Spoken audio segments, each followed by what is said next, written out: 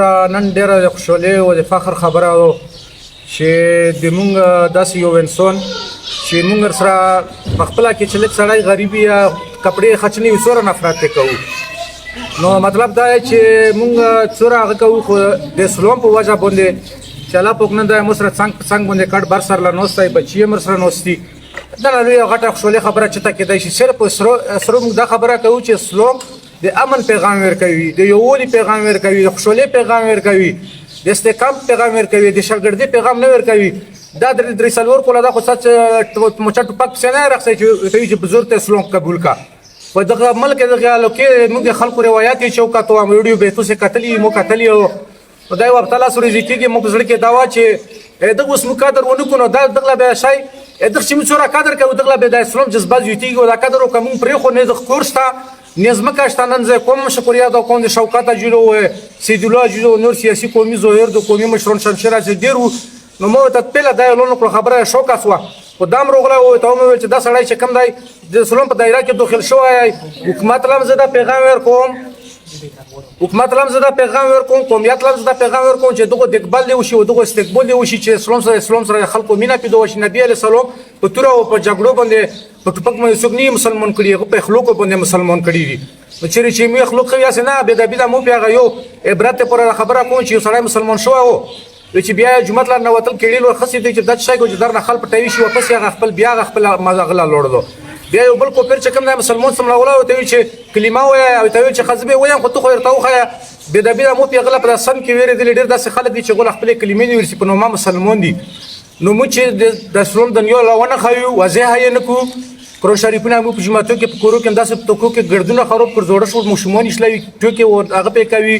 نو کومه پر چې موږ د قرآن فوق د اسلام قدر نیوي کړه او د جذبه په ممکن نیوي د اسلام کلام مخته لور نشي دغه مبارکباد ورکوم دغه بچو خو نه دول نه مبارکباد ورکوم او مطلب دا شای چې هغه د خوشحالي چې کوم دا دغه لزدا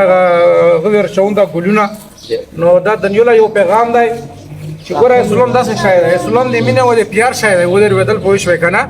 نو خبره دا چې هغه عزت الله یزل بیا هم پورا کوي ورکوم او هغه الله دې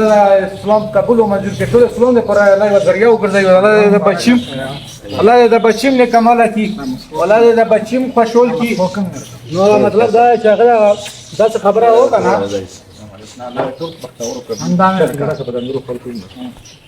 دا مسخوک ته نری لړک دا مکه نه د تصویر غلي دا دغه غم نه تصویر. نو ان شاء الله چې هغه د لوکا دا د مکی تصویر مکی نه عمره اشاره وړي خپل کې روخسته بازار نه وي. نو ان شاء الله چې ذکر به کوي نن تر شادي جوړ کېو نن مو دغه مسیح چې کوم دی دغه نن پروګرام د قرآن فوق ختم یو کړلو هغه یو هغه پوته و دا څه شی و ویلا کړه اخیری صورت ویا ویا بچی اخیری صورت مار وړا اجازه چاوي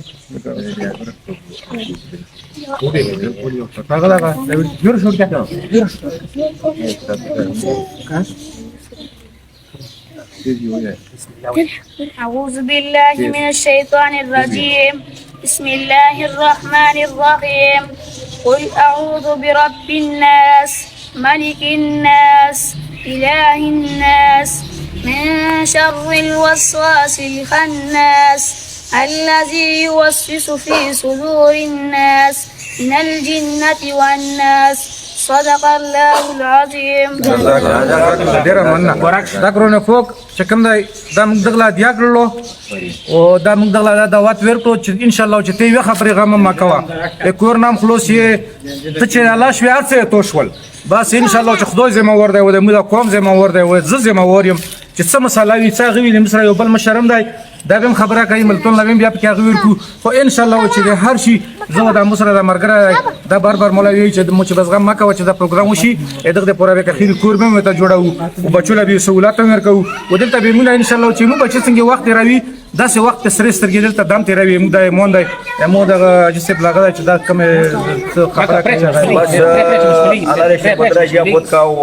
په ډیره مې شکر یاد کوي چې دا خلک ورو وخت له دغه لا تو یو دینی ترقی ورکړه کړو شریف دې ورکړه الله دې په جنت نصیب کا و در ډیر خپل یو سټو فکر وو ان شاء الله وي چې دا شربت راځي لکه اخر مې روشه دوسره به مې پر منډه وو کومه تا اخر مې ځکه وکا ان شاء الله شربت راځي ته وګڼه چې اخر دروي و دوه حق را و در مې کوم خوشالي رو چې کوم کې راشي یو سړی په مونږه دغه نور کومینه لا مې پتا ولای نو شربت راځي مې ډېر شکر ادا کوم چې وجره لا یو واستل ورته وي یو خپل انترون و هغه وکړه